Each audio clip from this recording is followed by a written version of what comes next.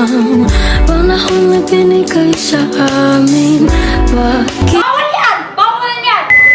Bawal yan!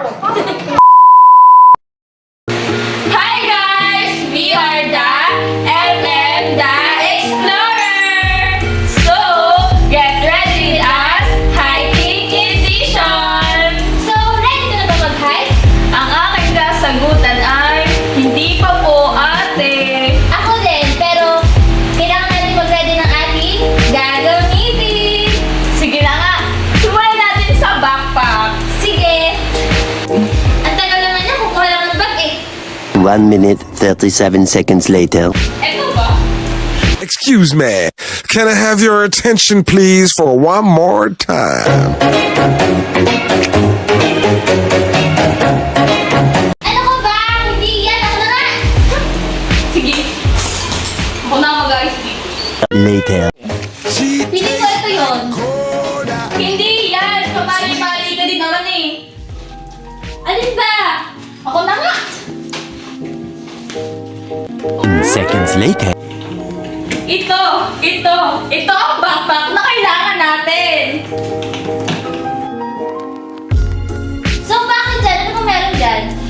Di ba ang backpack magsisilbing aparador natin sa hiking? Siyempre, sa dami ng compartment dito, kasyang-kasya, lahat na ilalagay natin. Maaari niyo bang ito? Kung alin ang tamang footwear? Ito ba? O ito? Tamang kasagutan ay ito, tama kayo.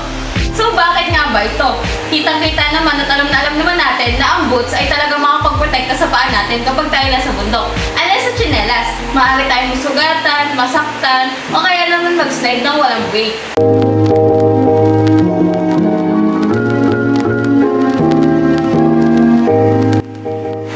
Next naman is hydration gear.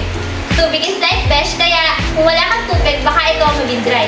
Alam mo naman sa pag-hiking, mainit, nakakapagod, kaya kailangan mo ng tubig para maging stay fresh ka at stay hydrated. So, click the yellow basket para sa tumbler.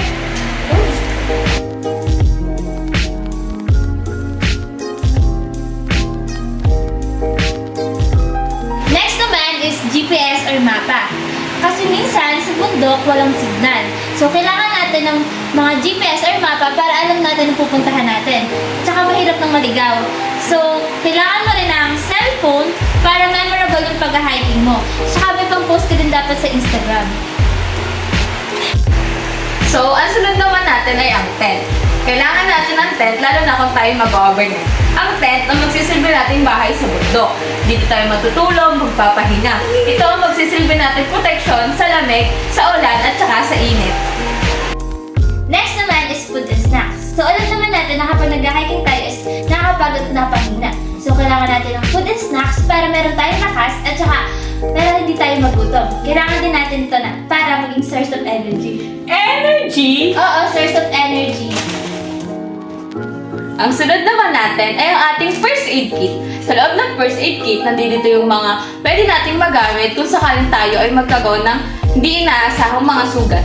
At kailangan din natin ng flashlight at saka whistle. Ang flashlight dahil nga madilim at hindi natin masyadong sa ulo ang daan, magagamit natin to. At ang whistle naman, kung sakali tayo ay mawala at hindi agad makita ng ating kasamahan, maaari natin pang gamitin para humingi ng tulong. Mga dapat tandaan. Una, kailangan mag-research muna tayo ng lugar ng ating pag-hikingan o trekking para aware tayo at alam natin kung ano ang ating dadatnan. Pangalawa namang tip ay dapat aware din yung mga kasama natin sa bahay kung kailan tayo aalis at kung saan tayo pupunta. Dapat alam din nila kung sino yung mga kasama natin sa pag-hiking at trekking. At yung mga inihanda nating gamit na nabanggit natin kanina, mahalaga na gamitin ito. Hinanda natin ito para pag kailangan natin may magagamit tayo. Alam niyo na kung ano ang dapat dalhin at dapat gawin. Kami ang The FM Explorer. Tara, hiking tayo!